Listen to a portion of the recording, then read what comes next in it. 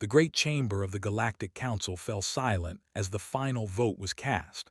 Ambassador stood alone at the center of the enormous hall, surrounded by representatives of 47 alien species. Each pair of eyes, some glowing, some compound, some ancient beyond measure, watched her with cold indifference. The High Speaker rose from his crystalline throne and spoke the words that would change the course of galactic history forever. Humanity was hereby exiled from all Council space.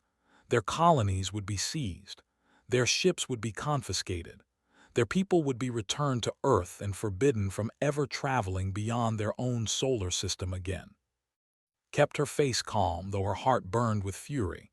She asked what crime humanity had committed. The High Speaker's tentacles rippled with what might have been amusement. He explained that humans bred too quickly. They expanded too aggressively.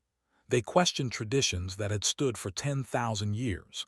They were dangerous, unpredictable, and worst of all, they made the elder races uncomfortable. The Council had decided. Humanity was simply too young, too ambitious, and too hungry for the stars. They would be contained before they could spread their chaos across the galaxy. Wanted to scream. She wanted to remind them that humanity had done nothing wrong. They had followed every law, respected every treaty, and contributed to galactic society in countless ways. But she understood now that none of that mattered. The elder races had looked at humanity and seen a threat not because of what they had done, but because of what they might become. She turned and walked out of the chamber without another word. There was nothing left to say. The Council had made its choice, and now humanity would make theirs. The exile was brutal and efficient. Within 3 standard months, every human colony had been stripped bare. Millions of people were crowded onto transport ships and sent back to Earth like cattle. Their research was confiscated. Their technology was seized. Their dreams of exploring the cosmos were crushed beneath the weight of galactic law. Earth received them all with open arms and breaking hearts.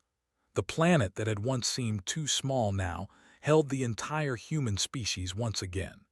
10 billion people looked up at the stars they were forbidden to touch and felt the chains of exile wrap around their souls. But despair did not last long among humans. It never did. Within a year of the exile, something remarkable began to happen. The anger that had been burning in human hearts transformed into something far more dangerous. It became determination. Admiral stood before the United Earth Council and presented his proposal. He spoke of the vast asteroid belt that existed within their permitted solar system.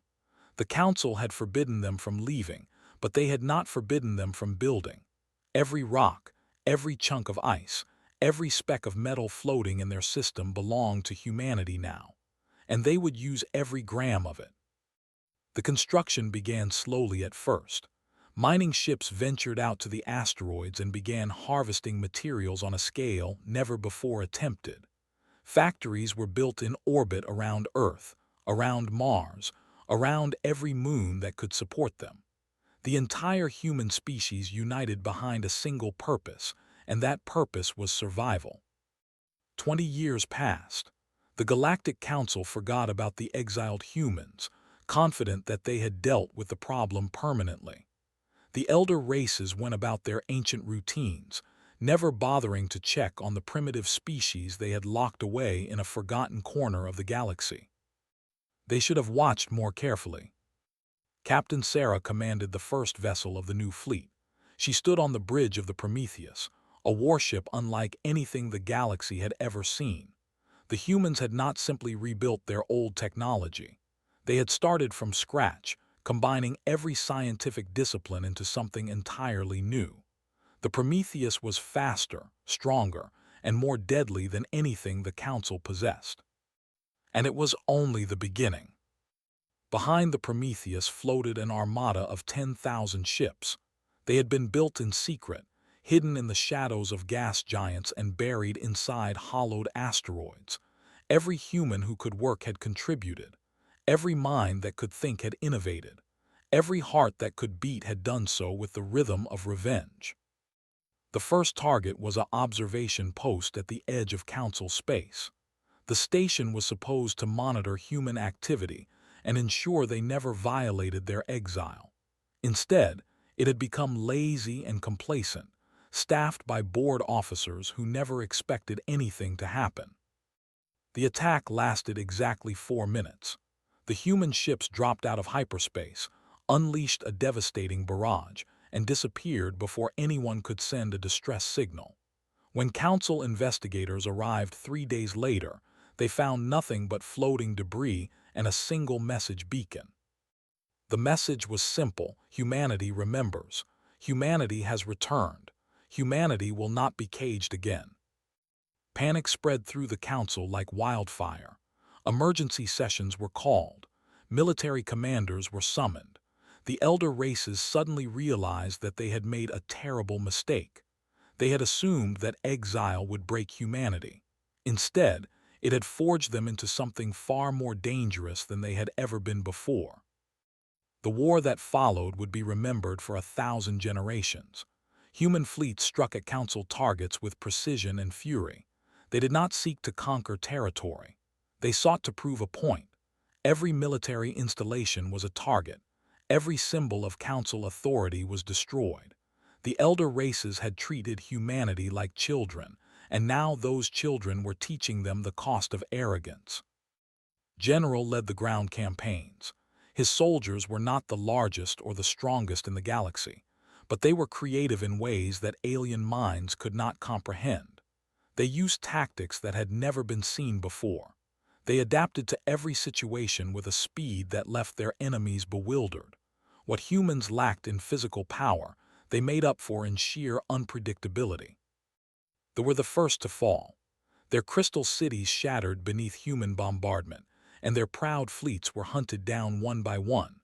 The High Speaker who had pronounced humanity's exile was captured alive and brought before the new human empire as a prisoner of war. He was not harmed, but he was made to watch as everything his species had built crumbled to dust. Other races soon followed.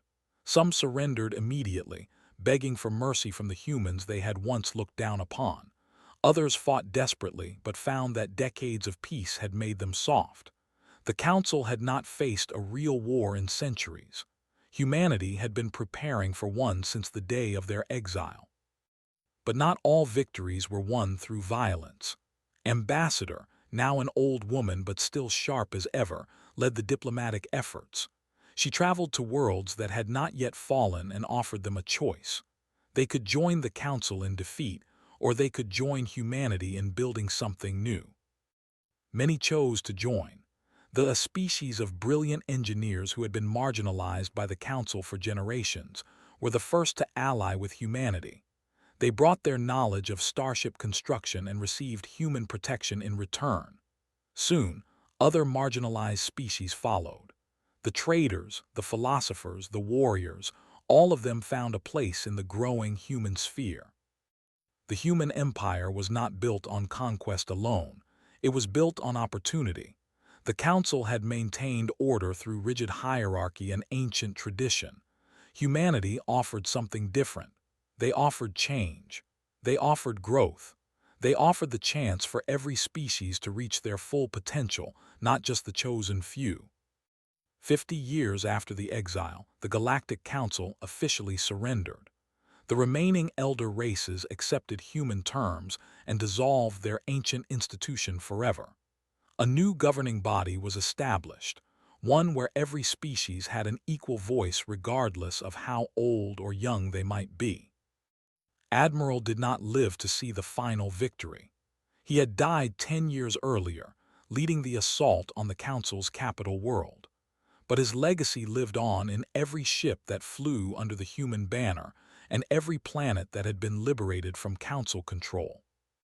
Captain Sarah became the first supreme commander of the Allied fleets. She stood on the bridge of the Prometheus, now old and from 100 battles, and looked out at the galaxy that humanity had claimed as their own. They had not set out to build an empire. They had simply refused to accept the cage that others had built for them. The stars that had once been forbidden now welcomed human ships with open arms. Colonies were established on worlds that had never known a human footprint. Research stations pushed the boundaries of science further than any species had gone before. The galaxy entered a new age, and humanity stood at its center. But gave the final speech that would be remembered throughout history.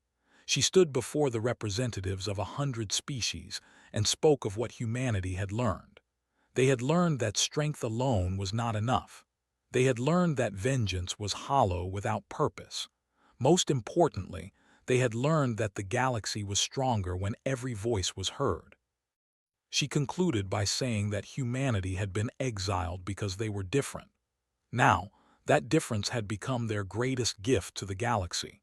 They would never forget the injustice that had been done to them, but they would not let that injustice define who they were. Instead, they would use it as a reminder of what they stood against and what they would always fight for. The audience rose in a standing ovation that lasted for nearly an hour. Humans wept openly. Alien representatives who had once voted for exile bowed their heads in shame. And somewhere, in the vast darkness between stars, the spirit of every human who had suffered during those dark years finally found peace. The human empire endured for 10,000 years and more. It was not perfect. No empire ever was. There were conflicts and challenges and moments when everything seemed ready to fall apart. But humanity had learned something fundamental during their years of exile. They had learned that nothing in the universe could break them as long as they stood together. And so they did. Through every storm and every trial, through wars and plagues and disasters beyond counting, humanity endured. They spread across the galaxy and beyond, carrying with them the memory of those dark days when they had been cast out and forgotten. They never forgot, and they made sure the galaxy never forgot either. The story of the exile was taught in every school on every world. It was a reminder of what could happen when fear overcame reason, and how the victims of injustice could rise to become the greatest force for change the universe had ever known. The stars belonged to humanity now, not because they had conquered them, but because they had earned them through fire and sacrifice and unbreakable will. And they would hold those stars forever, a testament to what a single species could accomplish when they refused to accept the limits that others tried to place upon them. This was the legacy of the exile. This was the birth of the empire. This was the story of humanity, written in starlight across the endless darkness of space.